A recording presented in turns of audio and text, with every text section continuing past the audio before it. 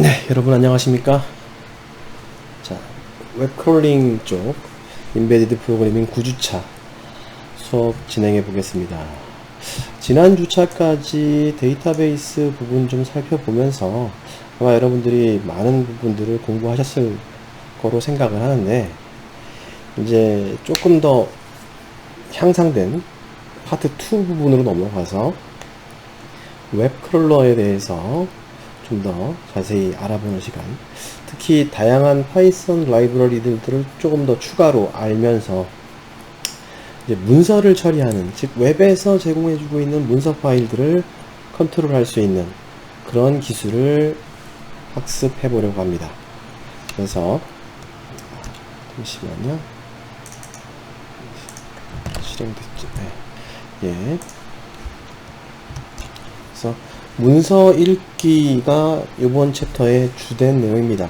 내용 교재에서는 굉장히 짧지만 생각보다 다루고 있는 내용이 많습니다. 읽어보시면은 도움되실 만한 상식 차원의 이야기도 굉장히 많이 포함되어 있는 그런 장이기 때문에 이번 장을 시작으로 아마 계속해서 파일을 관리하고 열고 하는 작업을 수행하게 될 겁니다. 잘 봐두셔야겠죠. 근데 이 파트에서는 이미 이전에 공부했을 때 CSV 파일 다운로드 해가지고 처리하는 부분을 보신 적이 있어요. 근데 이번에는 실제 온라인 상태에서 다운로드를 진행하지 않고 작업하는 부분, 그리고 그 전에 파일에 대한 개념, 인코딩의 개념 좀 설명을 하는 시간을 갖도록 하겠습니다. 자, 학습 목차는 되게 단순합니다. 일단 학습 내용 소개할 거고요. 첫째, 문서 읽기, 그리고 CSV와 PDF, 물론 여기에는 워드에 해당되는 부분들이 포함되어 있습니다. 근데 이 챕터 목록에 포함을 안 시켜 놓은 이유는 맨 마지막에 말씀을 드리도록 할게요. 자, 그래서 1교시를 시작을 하는데, 일단 파트 2가 시작되면서 나오는 단어가 고급 스크레이핑입니다. 고급 스크레이핑이요. 그래서 여지껏 우리가 기본적인 스크레이핑에 대한 사용 방법을 공부를 했다라면, 이제 조금 더 많은 다양한 기술을 배워보자. 좀 더, 저자는 그렇게 표현합니다. 재미있는 일을 해보자 라고 얘기를 합니다.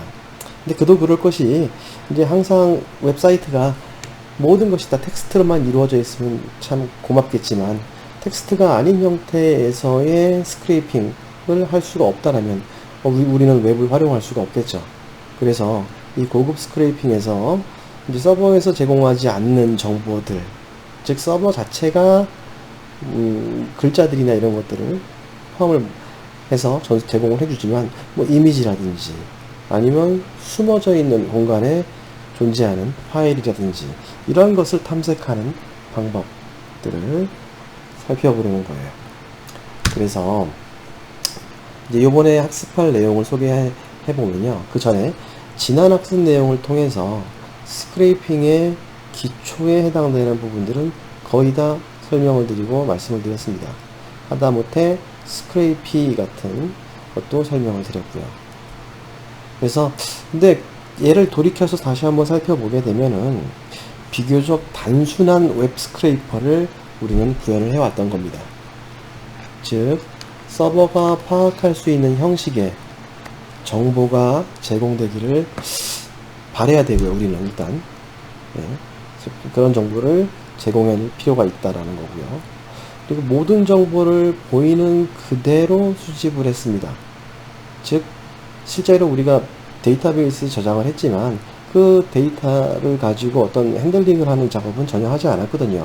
단순히 다운로드 받아서 화면에 터미널에 출력하던 것을 데이터베이스 공간에다가 저장하는 형태까지만 해본 거예요. 즉, 정보의 분석이 없는 단순 저장 기능만 구현을 했다라는 말이죠. 그래서 이제 우리가 계속 해오던 것이 이제 수집 가능한 단순한 정보만 수집 가능했고, 홈 또는 웹사이트의 상호작용에 해당되는 기능들, 이렇게 홈 데이터 뒤에 숨어 있는 것들, 이런 것들은 스크래핑을 할 수 없는 상태죠. 그래서 자바스크립트에 또 개입도 있을 것이고 뭐 이런 문제점들을 가지고 있는 상태에서 현재까지 배운 기술로만은 이제 좀 더 한 발 더 나가는 스크래핑이 어렵다라는 상황입니다. 그래서 이번 챕터부터 소개하고자 하는 내용은 고급 스크래핑이라고 생각하시면 돼요. 그래서 단순하게 파일을 터미널에 출력하거나 단순하게 다운받고 파일로 저장하거나 데이터베이스에 저장하거나 얘네들은 단순 작업이었거든요. 즉 원본 데이터 그대로를 사용을 했다라면 요번에는 원본 데이터를 조금은 분석을 해서 그것을 활용하는 측면을 학습하려는 겁니다. 그래서 예를 든 게 밑에 자바 스크립트의 계층 또는 로그인 폼 데이터 또는 기타 스크랩을 우리가 스크래핑을 하는 것을 방해하는 요소들 그것들 내부에 숨어 있는 것들을 탐색하는 공부를 해보자. 즉 이게 파트 2의 전체적인 얘기라는 것이죠. 예. 그래서 요번 사이트 이제 학습 내용 중에서 요번 7장에 해당되는 부분은 예. 앞에 보시는 바와 같이 사이트의 테스트라든지 작업의 자동화라든지 또는 큰 규모의 인터넷 활용 방법을 학습을 할 텐데 우리가 이제 개발하고자 하는 내용이 빨간색을 표시를 했습니다. 정보의 위치, 정보의 위치, 그리고 형식, 그리고 다양한 타입의 데이터를 수집하는 도구를 개발을 해보자. 정보가 어디에 있던, 어떤 형식을 갖추고 있던, 보다 다양한, 꼭 이게 텍스트가 아니고, 여러 가지 다양한, 이미지가 될 수도 있고, PDF 파일이 될 수도 있고, CSV가 될 수도 있고요. 이런 형태의 데이터들을 수집을 해보자. 라고 소개를 할 수 있는 겁니다. 자, 그래서 문서를 읽는 것부터 이제 시작을 하려는 거예요. 이제 우리가 이제 고급적으로 넘어갔을 때 단순하게 로컬에 해당되는 데이터들, 즉 국한된 지역적으로 국내 사이트에 대한 스크립만 주행하는 게 아니라 다양한 해외 여러 언어들을 지원하는 사이트들에서 어떻게 하면 좀 문서를 좋게 읽을 수 있을까? 어떻게 하면 편하게 읽을 수 있을까를 학습해야 된다는 얘기가 되겠죠. 그래서 일단 웹사이트는 텍스트를 기반으로 구성이 되어 있는 것은 우리가 다 아는 내용입니다. 텍스트 기반의 웹사이트. 그리고 텍스트와 멀티미디어 컨텐츠의 혼합 상태로 이 웹은 발전이 됐기 때문에 단순하게 우리가 텍스트만을 수집하면 안 된다는 것이죠. 스크래핑을 할 때 과거였다라면 텍스트 기반이겠지만 이 HTML 뒷부분으로 지금 현재 5 버전까지 남아있는 상태에서 이 컨텐츠를 수집할 때는 더 많은 멀티미디어 데이터까지 혼합돼서 발전이 이루어져 있으니까 우리가 필요로 하는 데이터가 텍스트에 국한되지 않는다는 것입니다. 따라서 인터넷은 컨텐츠와 관계없이 파일을 전송하는 수단으로 개발이 되어 있는 것이기 때문에 우리는 더 많은 데이터를 수집을 할 필요가 있다는 것이죠. 필요성을 느끼겠죠. 자, 그래서 HTML은 우리가 범용적으로 사용하고 있는 것은 1992년도에 등장을 했습니다. 예. 역사 그렇게 중요하진 않지만 이게 좀 역사적으로 흘러가는 얘기들이 있어서 기억을 해 주시면 좋을 것 같아요. 이 HTML이 나오기 이전에 인터넷은 단순한 건 아니지만 이메일과 파일 전송에 주로 사용이 됐습니다. 그리고 정보의 집합으로서의 인터넷은 단순하게 텍스트만 처리하는 게 아니라 다양한 형식의 데이터로 구성이 되어 있다는 것에 초점을 맞춰보고 우리가 스크래핑을 공부하면 좀 더 발전적이겠다라고 생각을 하는 거죠. 그래서 이제 학습 내용을 보시게 되면 문서 읽기에 대한 학습 내용을 보시면은 문서를 다루는 방법을 일단 학습을 하게 될 거고요. 그리고 다양한 텍스트의 인코딩 형식을 학습하게 될 겁니다. 그래서 문서의 형식을 보게 되면은 뭐 여러 가지가 있겠죠. 로컬 폴더에 다운로드해서 처리하는 방법도 있고, 아니면 웹상에서 직접 데이터를 추출하는 방법도 있을 겁니다. 각각 전부 다 수행이 가능해야 된다는 것이죠. 그래서 교재에서는 문서를 바라보면서 문서의 인코딩 형식에 좀 초점을 맞추고 있습니다. 단순하게 웹 브라우저에서 표시라는 것이 아니라 우리가 여러 언어를 지원하는 사이트들에서 문서를 인코딩하게 됐을 때 어떠한 형식으로 인코딩 되어 있는지는 좀 알고 넘어가야 되는 부분이라서 짚고 넘어가려고 합니다. 그래서 문서 인코딩을 정의를 내리면 어플리케이션이 문서를 읽는 방법을 지정하는 것을 문서 인코딩이라고 얘기하죠. 다른 문서 인코딩, 즉 문서를 만들어내는 측면보다는 읽어내는 쪽의 측면에서 바라본 인코딩 예입니다. 그래서 정의를 내린 거고요. 그래서 인코딩은 말 그대로 파일의 형식, 즉 확장자를 통해서 유추해낼 수는 있어요. 그쵸? 우리가 JPG 그러면 이미지다, TXT 그러면 텍스트다 라고 유추할 수 있죠. 하지만 이러한 문서를 읽기 위해서 확장자를 참고해서 볼 수는 있는데, 만약에 확장자를 변경한다고 해서 그 파일이 손상되는 것은 아니죠. 그쵸? 파일을 읽을 때 참고하기 위한 방식입니다. 그래서 확장자를 변경해서 파일을 저장해도 그 파일은 문제가 안 생겨요. 따라서 확장자만 보고 인코딩 방식을 결정해서는 안 된다는 얘기입니다. 그래서 디코딩을 의미하게 되겠죠.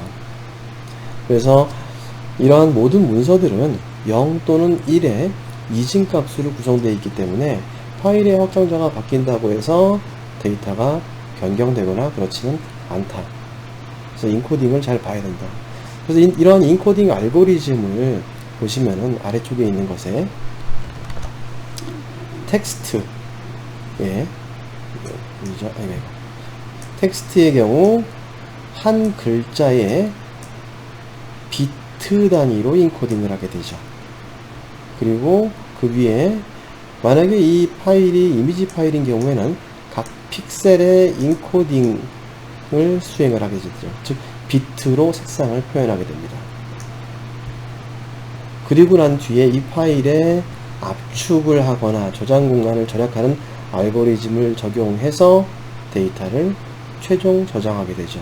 예를 든다면 우리는 동영상 파일 중에서 AVI 파일이 있고, 또는 뭐 MPEG 파일도 있고, 다양한 파일 형식을 포맷을 지원해주고 있죠.